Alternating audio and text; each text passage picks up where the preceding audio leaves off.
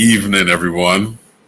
Welcome to this week's episode of Sounds of the Diaspora, Artist to Artist, conversation with yours truly, Dion Parson.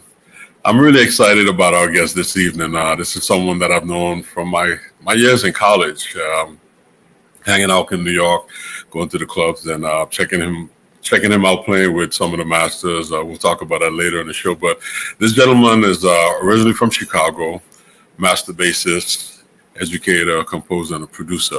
Please join me in welcoming to the Sounds of the Diaspora, Mr. Kenny Davis. All right. Mr. Dion Parson, how you doing? I'm good. How's it going today? Everything is fine. I just had an earlier class today at Rutgers, and I had a Zoom here.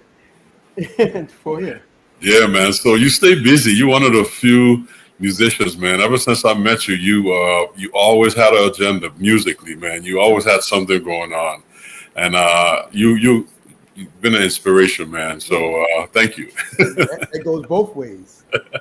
Yeah, and we were just hanging out in February in Miami. We performed down there at Pinecrest Garden. That was a lot of fun. Yes. Yeah. Ooh, and I had to play La Casa. Yeah, man. Some of the music can put you on the spot, but you've always risen to the occasion. And for me, coming from the Caribbean and playing the music that I play, especially with my band, when I asked you to come and perform with us, it was a no-brainer, and you always stepped in and just nailed it, man. And I just understood what was happening. So you've been a great, again, inspiration and asset, musically for me. So, thank you. Yeah. So let's share with our audience, a little bit about Kenny Davis. Who's Kenny Davis? Where you from, and you're growing up. Share with them a little bit about that. Well, I'm from Chicago. I grew up in Chicago, and I went to school at Northeastern Illinois University. But before I went to Northeastern Illinois, I was playing bass. I started on guitar, actually. Okay. I played trumpet, and I played a little bit of trombone in high school. But then the bass, just took more of a priority, because I said, wow, I can really maybe make a living playing bass. I hear you. And there's so many guitar players in the neighborhood, so I said, okay, since there's not too many bass players, I can maybe play bass and play in different bands, Yeah. Got my undergrad at Northeastern Illinois University as a music educator. But here's the funny thing, what people don't know, that when I went to college, I didn't play acoustic bass at all. I was just an electric bass player. Okay, I didn't know that. Yes. So I had no concept of the acoustic bass.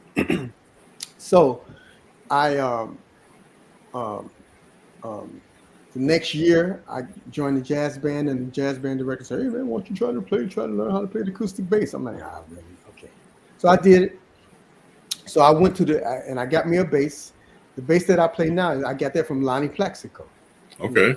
All right.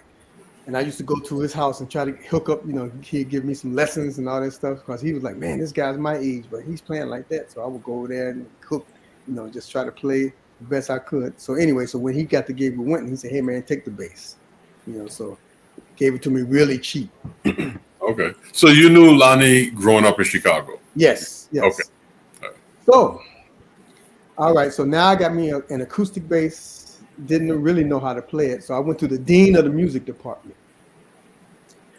And I said, well, you all don't have any bass teachers here. So it's your job to supply me with the proper bass teacher so I can get a real education. And he said, okay, Kenny, go out there and get a bass teacher you want. We'll pay for it. Okay. So I talked to Rufus Reed. Rufus Reed hooked me up with Warren Benfield of the Chicago Symphony. Okay. I talked to Warren Benfield of the Chicago Symphony. He okayed it, and he came down to the school, and I told the dean of the music department, yes, I have a teacher. And he said, who? I said, Warren Benfield of Chicago Symphony. He almost choked on his coffee. he thought I was going to get a local jazz guy, and they paid Right. like $20 or something like that, whatever. So yes, so I studied with Warren Benfield, and I was being prepared for the Chicago Symphony. So I studied with Warren Benfield. I learned all the major orchestra works. Then I took lessons with this classical bass player by the name of Jeffrey Bradetich. And then I learned how to do solo, solo bass and stuff like that. So man, and then I got offered to come and play with the Chicago. It's the symphony. It's the prerequisite to the symphony of the Chicago Symphony. Okay. And I couldn't do it. And then I left.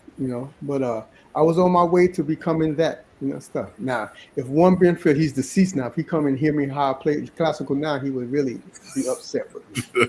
But I didn't realize you were that deep into the classical. I mean, I know, I've seen you warm up and your proficiency on the instrument, but I had no idea.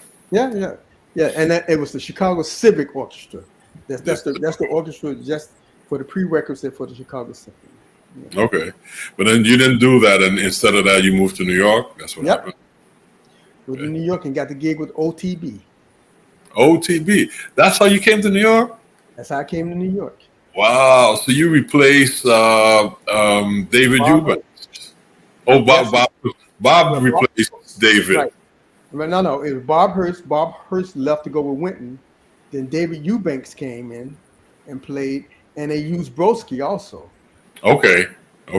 And then you replaced. Right. And then they asked Lonnie Plaxico to do it. And Lonnie said, no, because he just got finished playing with Art Blakey, and he's like, I want to do something else. So he said, look, my man in Chicago, Kenny, why don't you all use him? Now, I knew Mike Mossman in Chicago, and he said, yeah. So then that's how I got the gig with OTB. Okay, and so Ralph was the drummer at that point still? Yes. Okay. It was Harry Pickens? Harry Pickens, on piano, Ralph Peterson Jr. on drums, Kenny Garrett on alto sax, Ralph Bowen on tenor sax, Michael Philip Mossman on trumpet, and I came in and played bass. Yeah. What year was that? 84, 85, 86? Well, now see, I was with OTB when I was still in college. Okay. So I had a gig before I moved to New York.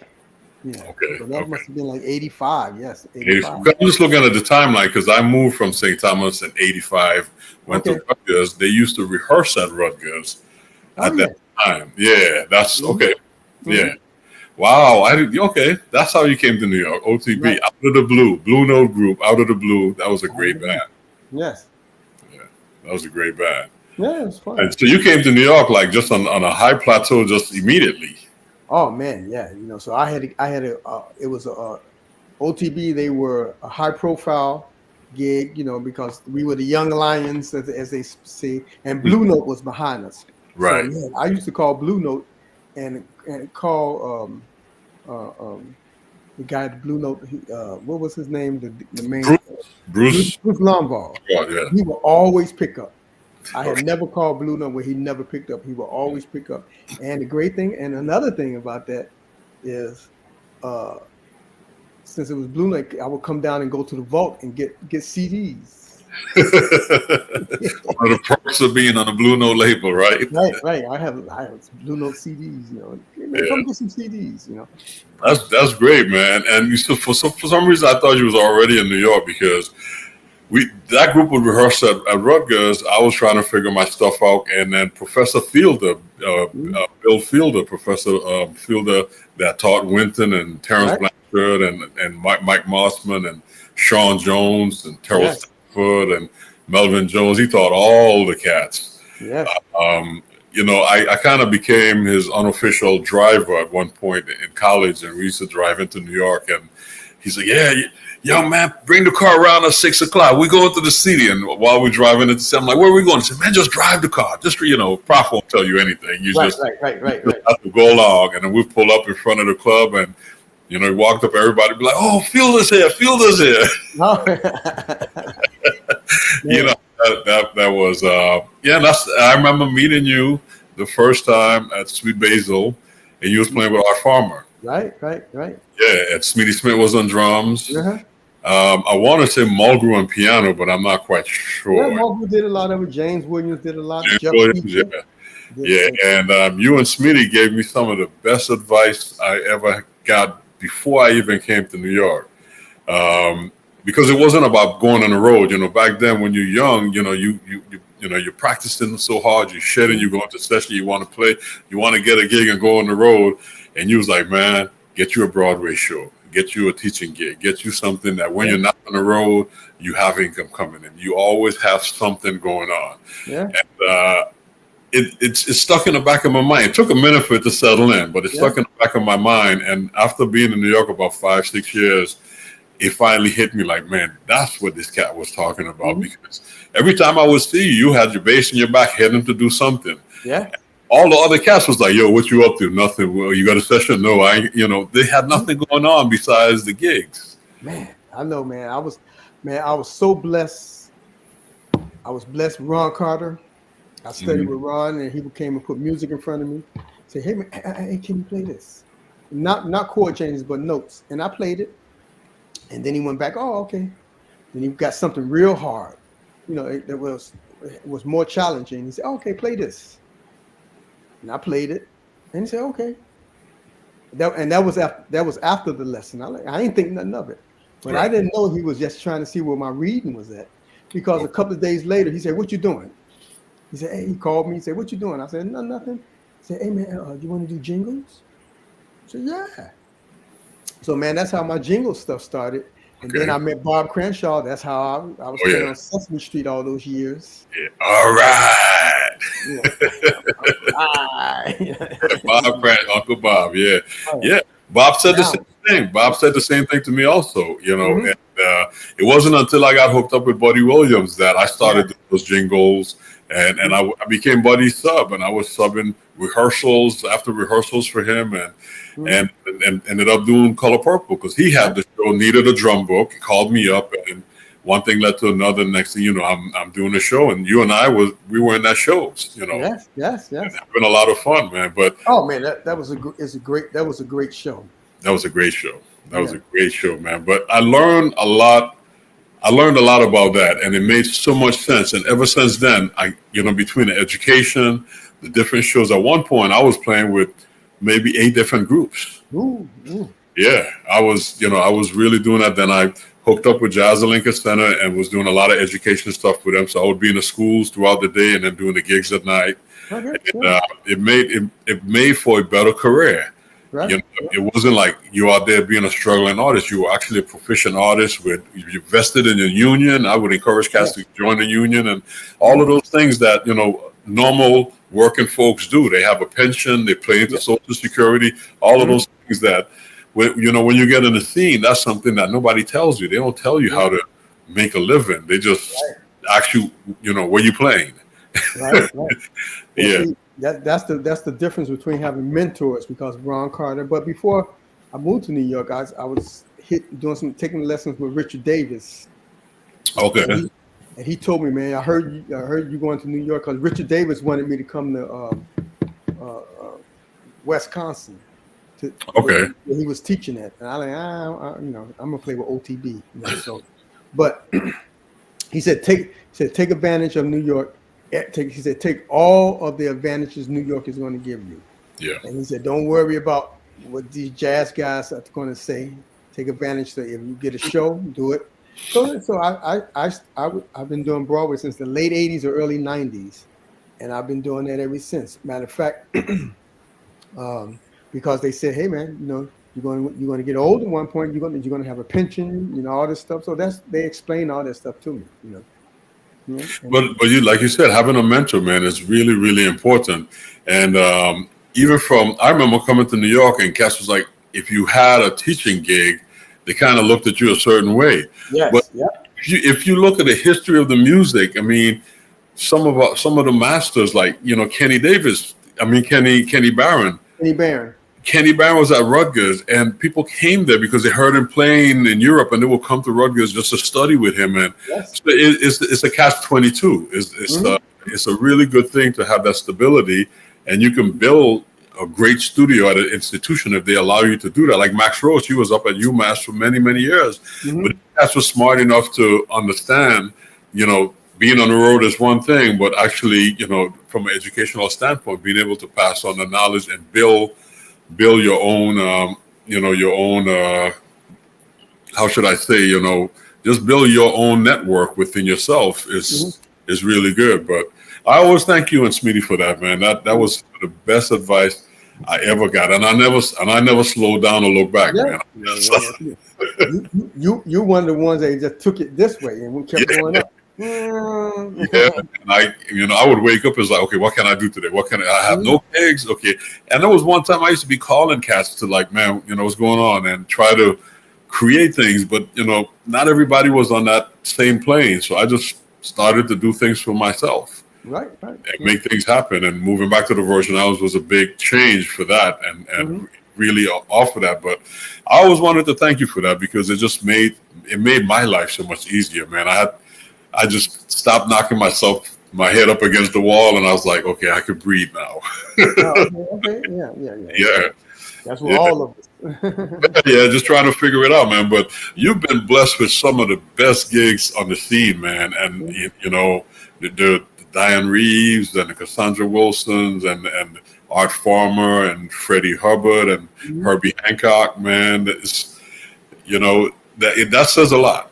That says a lot for someone. Yeah, well, I've been blessed, but you know what, man? It's just like we all do. We checked out all of these different styles. We listen to music, and I was just playing different type of music for my jazz history class today, so that warranted me to play with Reba McEntire, country music, and not too long ago, a couple of years ago, I was playing with Bono.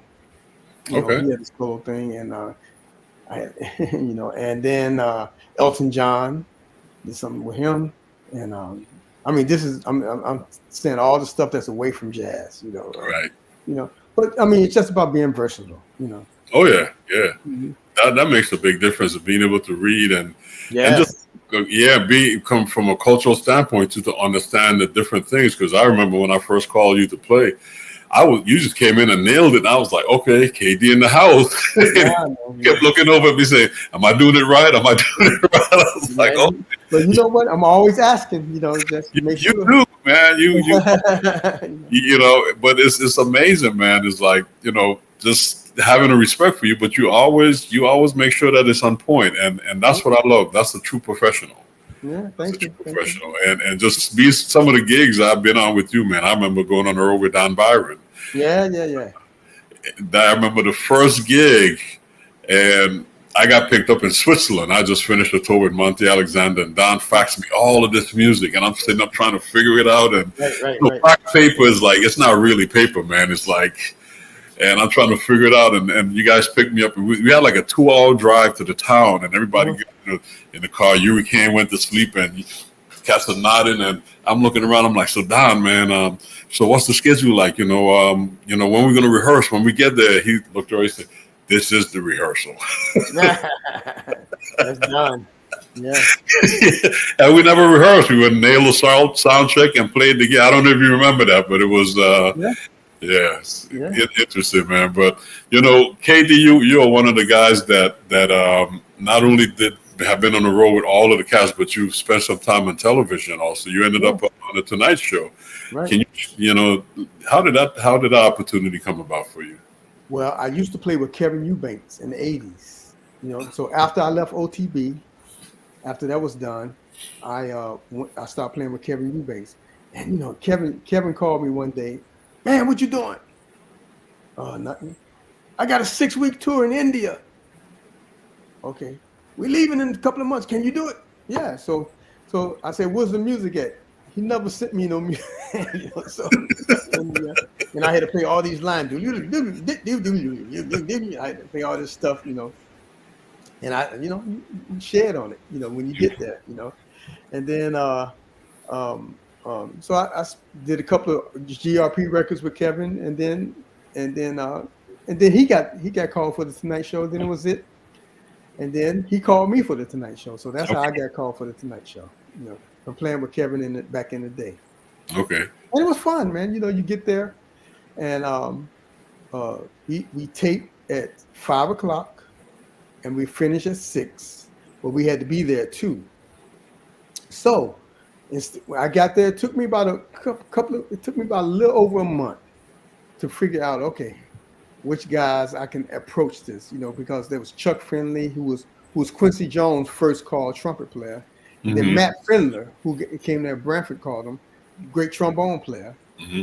And I said, hey man, look, we're not doing anything from 2 to 5 a lot of the times. So hey man, why don't we just sight read stuff? So man, we sight read stuff at least 3 days a week. Okay. For 3 years, you know. Wow. Yes, and it got harder and harder and harder. So you know, so when I left the Tonight Show, my reading was like, oh yeah. You know, I guess it dipped a little bit because I don't do it as much, you know. But so man, great times, man. It is what it was, what it was, you know. That's good. You were at one spot, and you know, but that what was killing me, you know, because I came from New York when I was doing all this stuff, and then I go on the Tonight Show, and I was just doing the Tonight Show for about 6 months. Then all of a sudden, I started doing record dates and started doing a lot of stuff outside of the thing. So I would leave the Tonight Show Friday, and I would go out and I would play with George Duke on the weekend. Come back the next weekend, I was playing with Bob James. The next weekend, I was playing with Dion Reeves and Cassandra Wilson. So I was usually gone almost every weekend. Okay. And I was still playing with Herbie whenever there's something that was locally or something like that where I can get to. I was still playing with Herbie. Yeah. That's great, man. Yeah. Beautiful opportunities. Opportunities, man. Yeah, and you share that information. That's the other thing of being an educator, man. I've seen you share that with, you know, young bass players and just encourage them to just kind of, you know, walk the right path. It's important. Yes. You know. So let me ask you this: when did you decide to be a band leader, and more importantly, like when did you do your first recording as a band leader? I did my first recording as a band leader. In 2009, but I did my first gig as a leader at Vigione's, actually. Okay. Yep.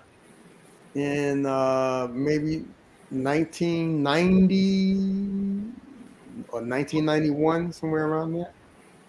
Yeah. Okay.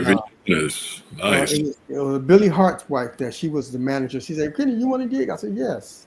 So man, So I started playing as a leader, but that was never my focus, you know, as far as being a leader, because in actuality, I make more money as a sideman than I would do as a leader, you know. Right. Because I like the cats to make some money when they play with me, so I wind up having to give them my stash. The trials of being a leader of a jazz band, right? Well, you know, you've been doing it for years, and you know. Yeah, I do know. So, but it's a beautiful thing, though. It's a beautiful thing when you could actually do that, you know. But yeah, I know a lot of musicians have said same thing you said. You know, they'd rather be a sideman than a leader because it's just easier. Yeah, just show up and play. Yeah, that's great, man. But you've done how many recordings are you on? You know, just records. Records, yeah. Yeah, I'm on over 500 records. You know, 500 records, okay. And jingles and stuff that. That's not including jingles. You know, jingles. I did Burger King. That's great, man. Fried chicken, Diet Pepsi, and all this stuff. You know, yeah. That's great. Now, actually, the hardest piece of music that I ever had to play was from Sesame Street. Oh, yeah? Yes, I got there because you used to say if the session started at 11, I would usually get there an hour before. Mm-hmm. And they said, Kenny, this is what we got to play. And they put this music in front of me. I said, man, we got to play this. So luckily I got there like an hour before. And because usually you would do 2 takes and that's it. You got to keep it moving, you know. They would say, song, this is the song title, blah, blah, blah, blah, blah. File number, blah, blah, blah, blah, blah, blah. And tempo is blah, blah, blah, blah, blah. And And then we record. So this, I had to play. It's a segment. It was the apple falling from the tree. So I had to play this stuff that was written out and was double with the guy playing oboe, and it was I'm playing way up high position in thumb position. So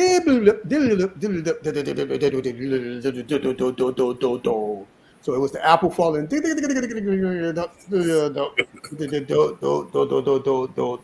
synced everything up. Yeah. Wow. Yeah. So I think we had to do like 4 takes on that, Okay. Yeah. And I had to play at arcos with the bow. Nice. Yeah. Well, that's why you KD. Nah, man. That's great, man. But you've I mean, we could sit here and talk about all of the behind the scenes stuff and the good stuff. But I know our audience is wondering, man, can we hear some of his music? You're a prolific composer as well, so you sent us some music, and I just want to share some of that with the audience. So let's jump into some of the stuff that you sent here. These wonderful charts, and you did a recording with Eric Parson, right. and this is Beauty Beyond Time. Beauty Beyond Time. Yes. Yeah. So let's check this out. Let's check it out.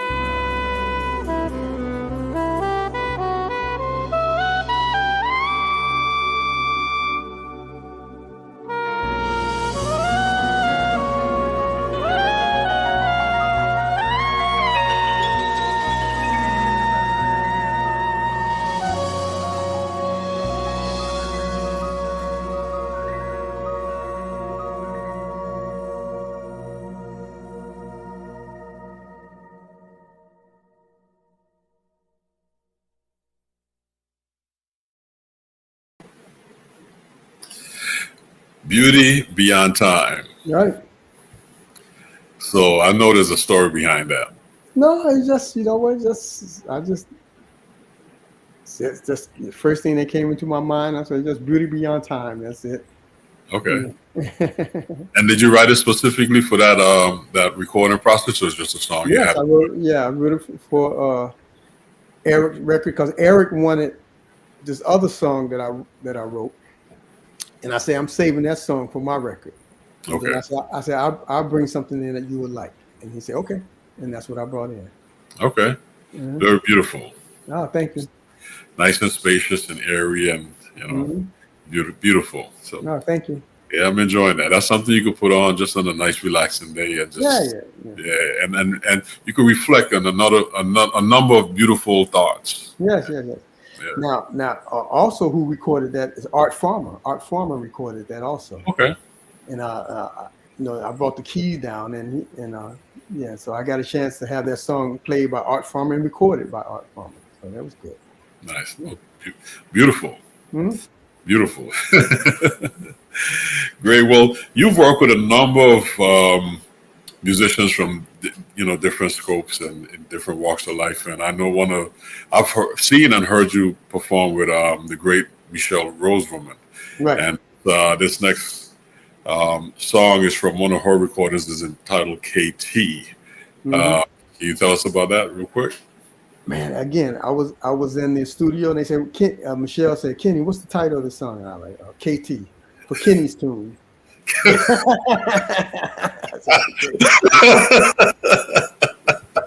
Nah, bro, you're very creative, man. That's what you can come up with, right? KT. KT, okay, Kenny's tune. That's all. That's what that is. That's what that is. Okay. Beautiful story behind that one as well. So I'm gonna take that. I'm just taking it. But who's on this recording?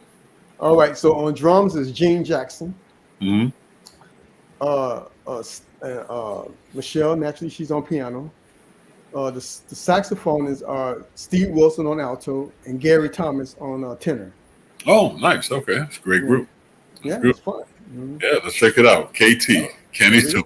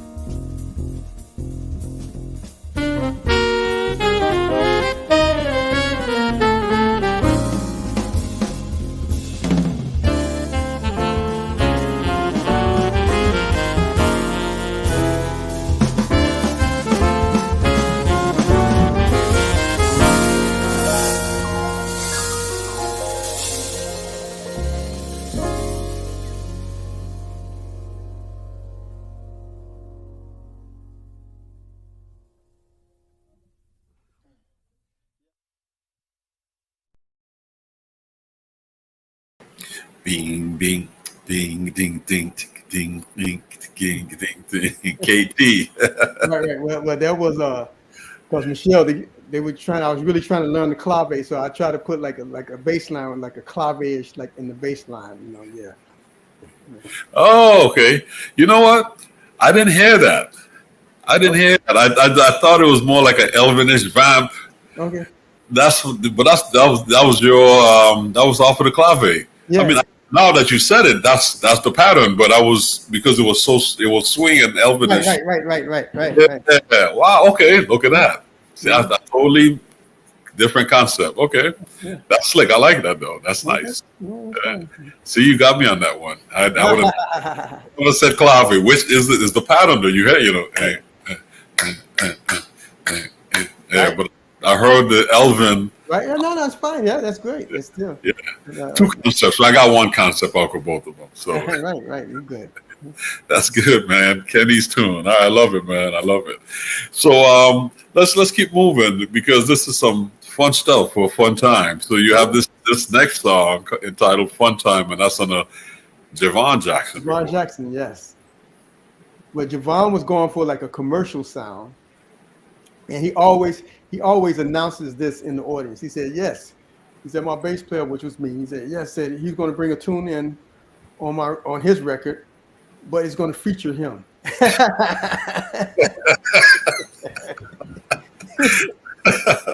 Features the bass. Wow. Okay, and that's what he got. That's what he got. He said, "Man, can you give me something that's has a drive to it and modern, and because he was going for a commercial thing." I said, "Okay, I bring in something for you." But you're smiling because like that's your forte, funk. That's your thing. Yeah, man. Yeah. Because even in my band, when we're doing the Caribbean stuff, you always lay down these funk grooves, especially solo. That's your contribution to the diaspora. That's your vibe. That's your sound. Trust me, man. Hopefully Dion like, "Oh man, come on, man." It fits. It's different and it fits. That's what I love it because that like any genre. If you're playing bebop, there's certain lines, from Dizzy and Train. From Dizzy and Bird that you expect to hear. But when somebody brings something different and it fits, it's the same thing with Caribbean music. If you just understand the vibe, which you do, it's clear. So I'm curious to hear "Fun Time." Okay. So, all right. So how do you name this one? Well, I said, "Javon, we're gonna have some fun with this." Let's just play this music and have fun with it. Yeah. Okay. Let's check it out. "Fun Time." All right.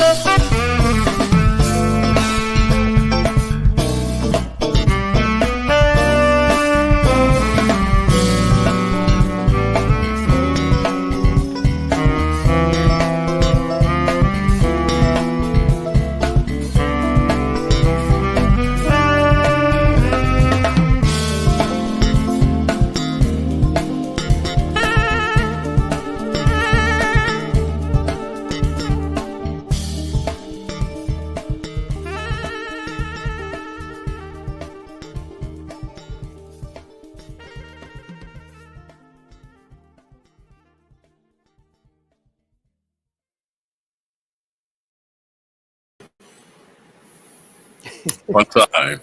Okay. So Javon said, hey man, just bring something. I want a simple melody, and just so that's what it was. It's curious because I've never. Well, I didn't know Javon to do a crossover like this because I've always played with him in straight ahead situation. Matter of fact, we did a thing in England, Ronnie Scott's with Joan Brackeen. Right.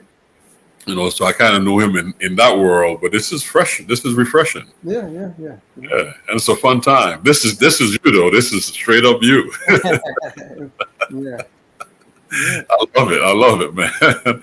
So you get an opportunity to showcase your electric chops. Electric stuff, yeah. Just some thumb stuff. That's all. Yeah, just some thumb stuff. Yeah.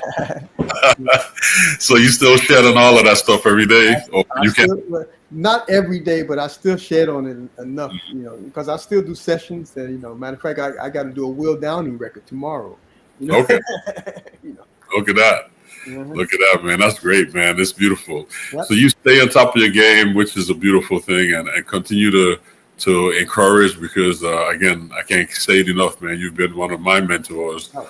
And then we've traveled the road. I've traveled a lot, for many years, and it's still going on. So I'm still learning. So no, amen. Bust both of us. But I know when we on the road together, if the lobby call is 10 o'clock, I know you're going to be down there before 10 o'clock. So I got to make sure I'm down there.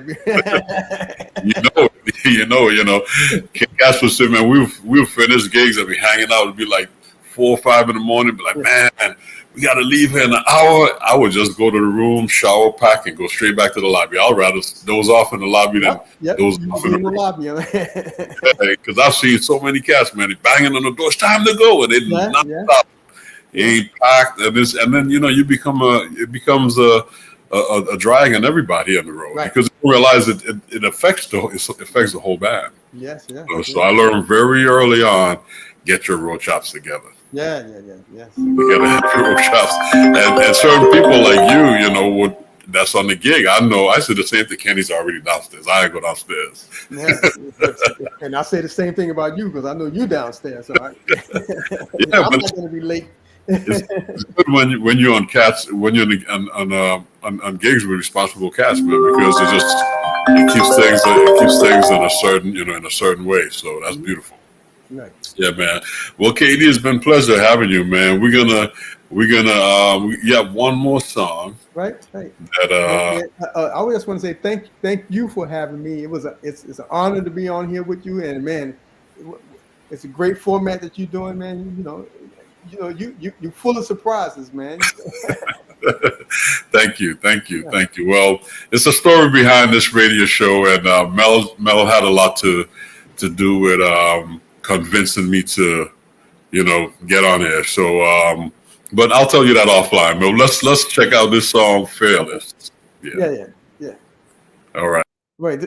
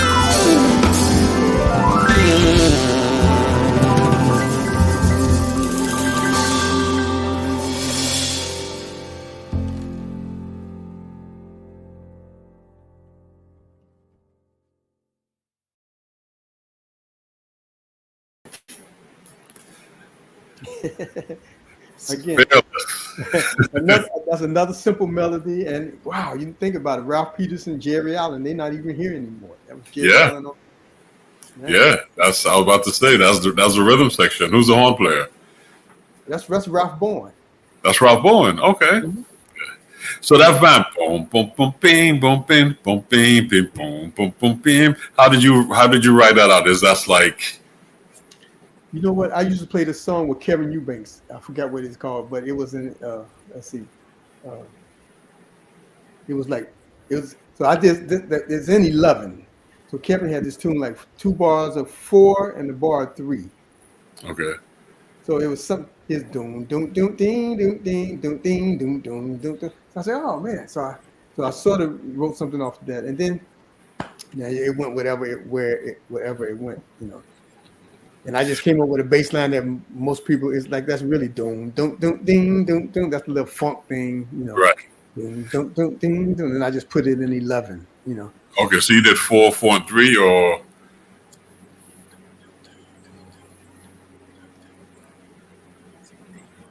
I did 7/4. 7. Okay. Bar 7, then bar 4. Okay. I was trying to. Yeah, bar 7, bar 4. Okay.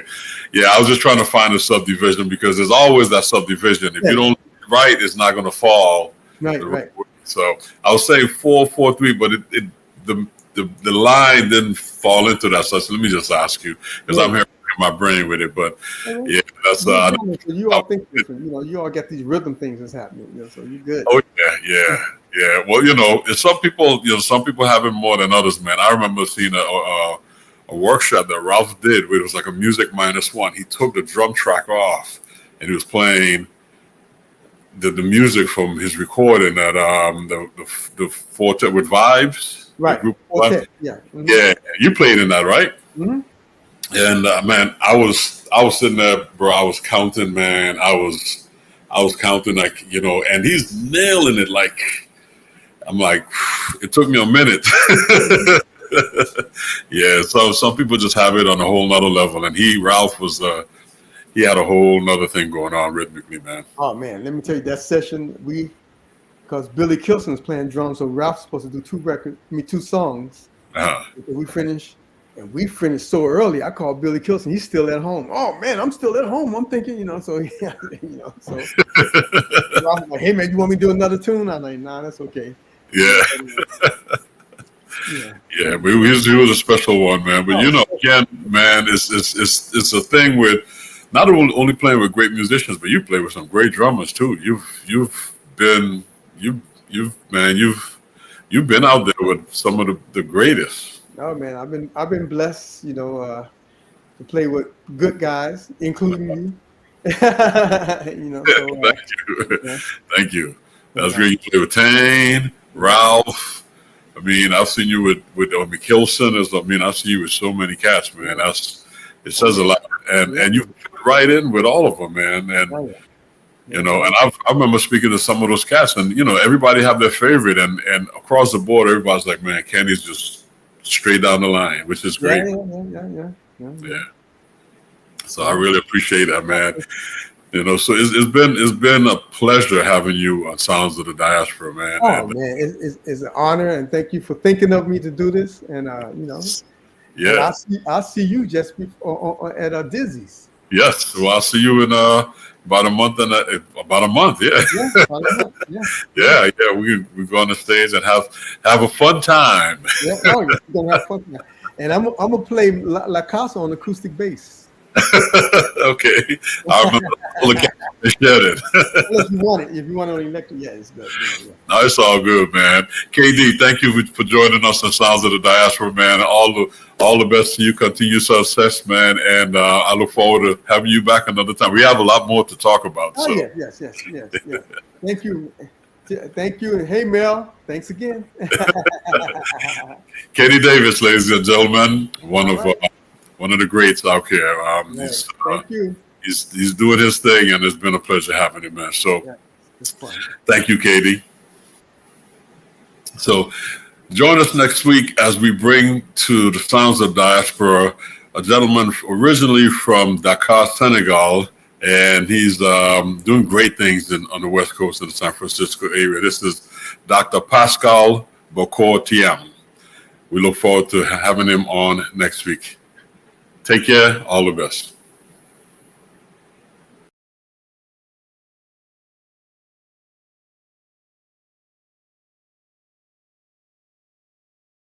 JBH Boutique Care offers you a unique exclusive membership in our nationwide concierge medical services network.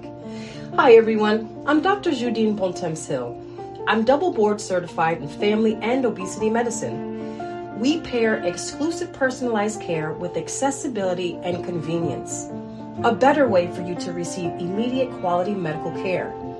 Whether at our main Orlando, Florida office, traveling across the U.S. or visiting the States, we bring you the best medical care without waiting for an appointment.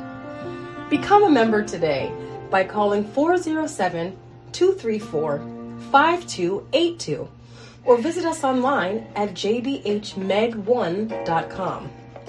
JBH Boutique Care is proud to sponsor Sounds of the Diaspora music and conversations with artists, and host Dion Parson every Tuesday, 7 p.m. Eastern Standard Time, right here on Source TV Radio Network, WTSN, Washington, D.C.